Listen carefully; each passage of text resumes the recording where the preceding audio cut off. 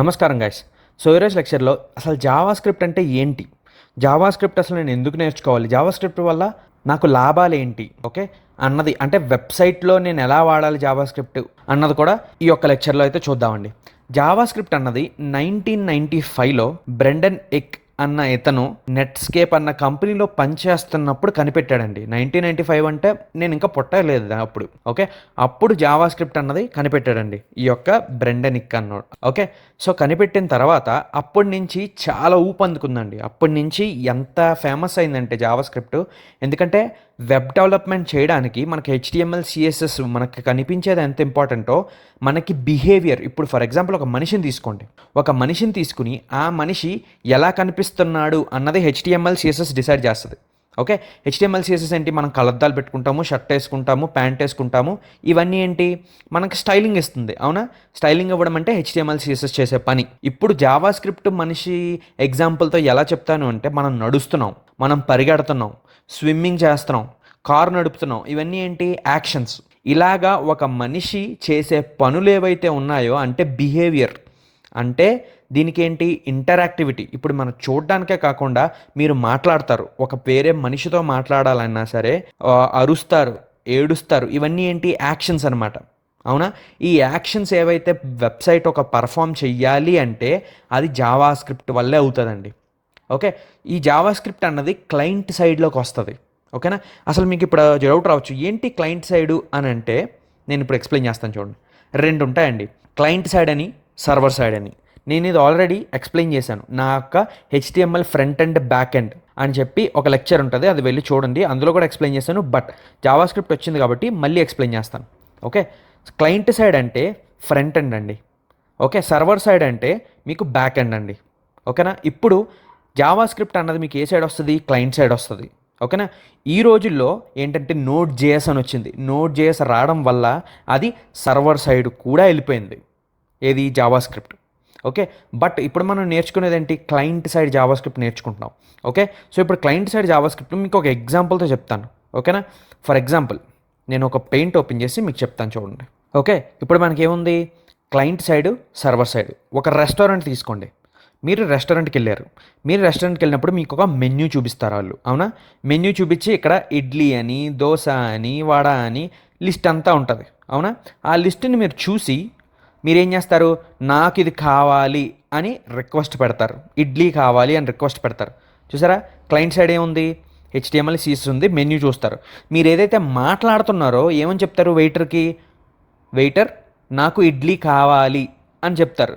ఆ చెప్పడం ఏదైతే ఉందో అది జావా స్క్రిప్ట్ చేయగలదనమాట. ఓకే, మీరు మాట్లాడుతున్నారు కదా, అది యాక్షన్. ఆ యాక్షన్ ఏదైతే ఉందో అది జావా స్క్రిప్ట్ చేస్తుంది. కానీ మెన్యూ మీరు కళ్ళ ముందు పెట్టుకుని చూస్తున్నారు, ఆ చూసేదేంటి డిజైనింగ్, అంటే మెన్యూ అందంగా రెడీ అయ్యి ఉంది, అది వచ్చేసి హెచ్టిఎంఎల్ సిఎస్ఎస్ చేస్తుంది. ఎప్పుడైతే మీకు నాకు ఇడ్లీ కావాలి అని చెప్పారు, అప్పుడు ఏం చేస్తుంది, మీరు ఒక రిక్వెస్ట్ పెట్టారు. ఓకే, ఎక్కడ, షెఫ్కి. ఓకే, సర్వర్ సైడ్ వచ్చేసి షెఫ్ అనమాట. ఓకే, ఇక్కడ వచ్చేసి షెఫ్ ఉంటాడు. ఓకే, వంటలు ఉండేవాడు అనమాట. ఓకే, ఇక్కడ షెఫ్ అని రాస్తాను, ఇక్కడ షెఫ్ ఉంటాడు. మీరు ఎప్పుడైతే రిక్వెస్ట్ పెట్టారో ఆ ఇడ్లీ రెడీ అయినప్పుడు ఏం చేస్తాడు, ఆ ఇడ్లీ తీసుకొచ్చి మీకు ఇస్తాడు, అంటే రెస్పాన్స్ ఇస్తాడు మీకు. రెస్పాన్స్ అంటే ఇవ్వడం అంటే ఏంటి, ఇడ్లీ రెడీ అయిపోయింది సార్ అని చెప్పి మీ దగ్గరికి తీసుకొచ్చి ఇస్తాడు. అవునా, సో ఇప్పుడు మీరు చూసుకుంటే క్లయింట్ సైడ్ వచ్చేసి ఇది, మీరు ఇడ్లీ కావాలి అని రిక్వెస్ట్ పెట్టారు, ఆ రిక్వెస్ట్ ఏదైతే వెళ్తుంది. అవునా, సో రెస్పాన్స్ ఎప్పుడైతే ఇక్కడ రెడీ అవుతుందో సర్వర్ సైడ్లో, సర్వర్ సైడ్ ఏంటి షెఫ్ రెడీ అవుతుందో, అంటే మీరు ఒక వెబ్ పేజీని రిక్వెస్ట్ పెట్టారు, ఇప్పుడు ఆన్లైన్కి వెళ్ళి google.com అని కొట్టారు, సో రిక్వెస్ట్ వెళ్తుంది. సో ఎప్పుడైతే సర్వర్లో అవైలబుల్ ఉంటుందో ఆ google.com అన్నది, ఆ యొక్క రెస్పాన్స్ అయితే వస్తుంది, అప్పుడు మీకు ఇక్కడ google.com అన్నది కనిపిస్తుంది. ఇది బేసిక్గా మన వెబ్ పనిచేసే పద్ధతి. ఓకేనా, సో ఇందులో జావా స్క్రిప్ట్ ప్లే చేసే రోల్ ఏంటి అంటే, ఇప్పుడు జావా స్క్రిప్ట్ ఏంటి, మీరు మాట్లాడతారు, ఆడికి చెప్తారనమాట, ఇలాగ నాకు తెచ్చిపెట్టు అని. ఆ ఏదైతే మీరు యాక్షన్ చేస్తున్నారో తెచ్చిపెట్టు అని అది జావా స్క్రిప్ట్ చేయగలదు. ప్లస్ మనకి వ్యాలిడేషన్స్, ఫర్ ఎగ్జాంపుల్ ఇప్పుడు మీకు కాంటాక్ట్ ఫామ్ ఉందండి, ఆ కాంటాక్ట్ ఫామ్లో మీరు పేరు ఎంటర్ చేశారు, ఫోన్ నెంబర్ ఎంటర్ చేయాల్సిన ప్లేస్లో ఈమెయిల్ అడ్రస్ ఎంటర్ చేశారు, అది తప్పు కదా అది. అప్పుడు మీరు సబ్మిట్ కొడితే జావా స్క్రిప్ట్ ఏం చేయగలదంటే దాన్ని వ్యాలిడేట్ చేయగలదు. ఏమని చెప్తుందంటే, నువ్వు ఎంటర్ చేసింది ఏంటి, ఈమెయిల్ అడ్రస్ ఎంటర్ చేసావు, నువ్వు ఎంటర్ చేయాల్సింది ఏంటి, ఫోన్ నెంబర్. అది ఒక వ్యాలిడేషన్ అనమాట. సో అలాగా మీకు వ్యాలిడేషన్స్ అన్నవి చేసి చెప్తుంది ఆ జావా స్క్రిప్ట్ అన్నది. సో వ్యాలిడేషన్స్కే కాకుండా ఇంకా యాక్షన్స్.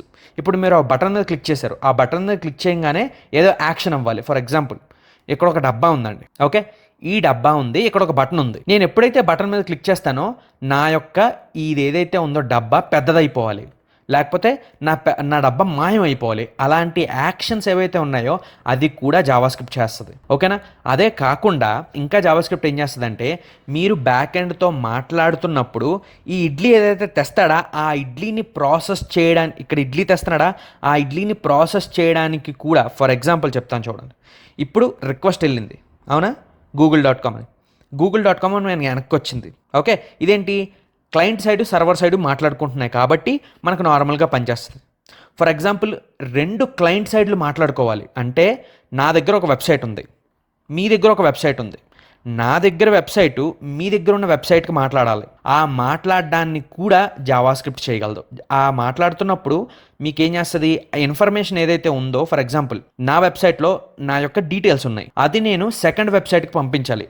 ఆ పంపించినప్పుడు దాన్ని ప్రాసెస్ చేసి నాకు డిస్ప్లే చేయడానికి కూడా నాకు జావా స్క్రిప్ట్ అన్నది పనిచేస్తుంది, ఓకే. సో అలాగా జావా స్క్రిప్ట్ అన్నది చాలా ఫంక్షన్స్ చేస్తుందండి అలాగా, ఓకే. జావా స్క్రిప్ట్ అన్నది ఇప్పుడు ఏమైంది, సర్వర్ సైడ్ కూడా పనిచేయడం స్టార్ట్ చేసింది. నోడ్ జేఎస్ అని ఒక లాంగ్వేజ్ ఉంది, ఓకే, కొత్తగా వచ్చింది అది. నోడ్ జేఎస్ అన్నది ఏంటంటే ఇప్పుడు జావా స్క్రిప్ట్నే మనం బ్యాక్ ఎండ్లో రన్ చెయ్యాలి అంటే దీని నోడ్ జేఎస్ అన్నది వాడతాం. నోడ్ జేఎస్ అన్నది ఏంటి, దాని యొక్క ఎన్వైర్మెంట్, అదొక ప్రోగ్రామింగ్ లాంగ్వేజ్ కాదు. నా జావా స్క్రిప్ట్నే నేను బ్యాక్ ఎండ్లో రన్ చెయ్యాలి అంటే ఇది నాకు ఆ యొక్క ఎన్వైర్మెంట్ని క్రియేట్ చేస్తుంది. ఎన్వైర్మెంట్ అంటే ఏంటి, నాకు జావా స్క్రిప్ట్ బ్యాక్ ఎండ్లో రన్ అయ్యే యొక్క సిచ్యువేషన్ క్రియేట్ చేస్తుంది. దాన్ని బట్టి నేను జావా స్క్రిప్ట్నే నా బ్యాక్ ఎండ్లో రన్ చేసుకోవచ్చు. అలాగా మనకి ఇప్పుడు ఏమైంది, జావా స్క్రిప్ట్ అనేది ఫ్రంట్ ఎండ్లోని బ్యాక్ ఎండ్లోని రెండిట్లోని రన్ అవ్వడం మొదలుపెట్టింది, ఓకేనా. సో అలాగా మనకి జావా స్క్రిప్ట్ మనకు నేర్చుకోవడం వల్ల ఏమవుతుందంటే ఎనీ ఫ్రంట్ ఎండ్ డెవలపర్ అండి, మీరు జాబులకు వెళ్తే ఫ్రంట్ ఎండ్ డెవలపర్ అంటే ఫస్ట్ HTML CSS ఒక భాగం అయితే జావా స్క్రిప్ట్ అన్నది ఇంకొక భాగం. జావా స్క్రిప్ట్ నుంచి చాలా ఫ్రేమ్ వర్క్స్ కూడా వచ్చాయి. ఏమని, రియాక్ట్ జేఎస్ అని, యాంగులర్ జేఎస్ అని, వ్యూ జేఎస్ అని జావా స్క్రిప్ట్ని యూజ్ చేసి మీకు దాన్ని ఇంకా అడ్వాన్స్డ్గా చేశారనమాట. ఈ రియాక్ట్లోని, యాంగులర్లోని, వ్యూ జేఎస్ ఇలాగా మీకు చేయడం వల్ల ఏమైంది, ఇంకొంచెం ఫంక్షనాలిటీస్ అయితే పెరిగాయి, ఓకేనా. మీకు జావా స్క్రిప్ట్ బాగా వస్తే ఈ రియాక్ట్, యాంగులరు, వ్యూ అన్నవి నేర్చుకోవడం చాలా ఈజీ. నోట్ జేఎస్ కూడా ఎలాగా మనం జావా స్క్రిప్ట్నే బ్యాక్ ఎండ్లో వాడుతున్నాం కాబట్టి జావా స్క్రిప్ట్ వస్తే బాగా మీకు నోట్ జేఎస్ కూడా ఆటోమేటిక్గా వచ్చేస్తుంది, ఓకే. సో మనం ఈ యొక్క సిరీస్లో ఏం నేర్చుకోబోతున్నాం అంటే బ్యాక్ ఎండ్కి PHP నేర్చుకుంటున్నాం అనమాట, ఓకే. PHP నేర్చుకుంటాం. PHP ఎందుకు నేర్చుకుంటున్నాం అంటే one of the most good language అండి అది, ఓకే. PHP అన్నది మీకు చూసుకుంటే 75 to 80% ఆఫ్ వెబ్ అన్నది మీరు PHPతోనే చేస్తున్నారు. ఇక్కడ మీరు చూసుకున్నా సరే 79.2% అండి PHP మనం వాడేది. నోట్ జేఎస్ అంటే ఈ మధ్యన వస్తుంది, అందుకని మనం ఆ పాపులారిటీ వల్ల మనం PHP అయితే నేర్చుకుంటున్నాం. బట్ PHP గురించి ఇప్పుడు టాపిక్ కాదు, మన టాపిక్ ఏంటంటే జేఎస్. సో జేఎస్ నేర్చుకుంటే మీకు ఫ్రంట్ ఎండ్ అవ్వనివ్వండి, బ్యాక్ ఎండ్ అవ్వనివ్వండి, ఎలా చూసుకున్నా సరే మీకు చాలా చాలా ఉపయోగపడుతుంది, ఓకేనా. సో నెక్స్ట్ లెక్చర్ నుంచి మనం జావా స్క్రిప్ట్ అన్నది ఎలా మనం చెయ్యాలి, దానికి మనం ఏం చేస్తే బాగుంటుంది అన్నది మనం చూసుకోవచ్చండి. సో అలాగా ఈ లెక్చర్లో మనం జావా స్క్రిప్ట్ అంటే ఏంటి, మనం అది ఎందుకు వాడాలి అన్నది చూసాం. సో నెక్స్ట్ లెక్చర్లో ఏం చూస్తామంటే వేర్ టు అంటే మనం ఎలా ఇంక్లూడ్ చేయాలి, మన జావా స్క్రిప్ట్ ఏదైతే ఉందో దాని ఎక్స్టెన్షన్ ఏంటి, ఎలా ఇంక్లూడ్ చేయాలి, ఇవన్నీ మనం నేర్చుకుంటామండి. సో నెక్స్ట్ క్లాస్లో కలుద్దాం గైస్.